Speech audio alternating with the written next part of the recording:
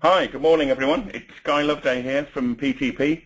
I'm going to be doing an auditing and accounting webinar for you. This is a 6-monthly update, so I'm broadly going to be looking at developments over the last 6 months and looking ahead as to what might be happening the next 6 months.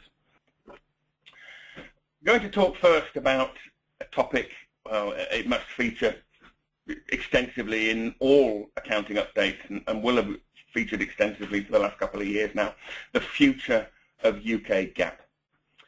So just to bring everyone up to speed, do you remember it was in October of 2010, so the best part of 18 months ago now, in October of 2010, that the Accounting Standards Board issued the IFRS for SMEs, the international second tier of accounting. They issued it in a UK cover with a few tweaks here and there to make it more appropriate and compatible with our accounting requirements in the Companies Act.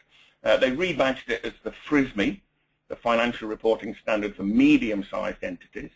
It was effectively a standard intended for use by non-publicly accountable entities, with the proviso that the smaller non-publicly accountable entities would be able to continue to use the FRSI, based on UK GAAP that many of us know and love. So the theory is that that new regime of FRSI and FRSME would effectively take over from UK GAAP, the SSAPs and FRSs and task force abstracts, with effect from accounting periods commencing on or after the 1st of July 2013. Some people called that proposal the Macintosh Plan, because it was very much the brainchild of Ian Mackintosh, who was the then chairman of the Accounting Standards Board. Well, as I think probably many of you know, we're not now going to see a standard of the type that Ian Mackintosh envisaged. What does the future hold? Well, let's just briefly look at what the future holds for the FRSI. I think it's fair to say the FRSI was never going to be with us long term once UK GAAP, the SSAPs and FRSs, was gone.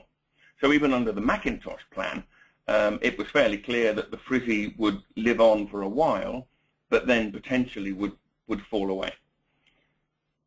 The proposal now from the Accounting Standards Board is to keep the FRSI, indeed to update the FRSI, as I'll show you in a moment, and then to have a consultation in due course, which you would think ultimately will cause the FRSI to be withdrawn.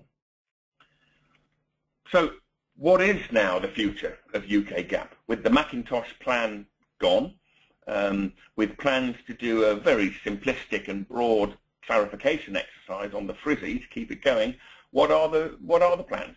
Well, the plans I would describe as the Marshall Plan, in the sense that it's now Roger Marshall who's in charge at the Accounting Standards Board.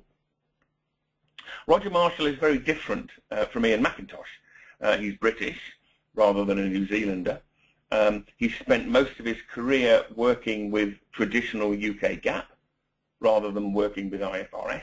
Okay, he's technically minded. He has had experience of IFRS since 2005. When it came in for listed companies here in the UK, but his grounding is the same as many of you, and the same as me. His grounding is in UK GAAP. And he's not quite as keen as Ian Mackintosh to be rid of UK GAAP. He would acknowledge that there are a lot of good things that are associated with UK GAAP. The accounting treatments of the mainstream standards are broadly sensible and conceptually based. The presentational framework of UK GAAP, working in conjunction with the Companies Act formats, well, it works well. The problem with UK GAAP is perhaps the disclosure framework. There's an awful lot of disclosure requirements, and of course that's where the FRSI came in. The FRSI primarily cuts down those disclosure requirements, but only for small companies. The problem with SSAPs and FRSs, of course, is they were all designed with listed companies in mind, and generally speaking now, listed companies don't follow them, at least not in their consolidated accounts, because they have to follow IFRS.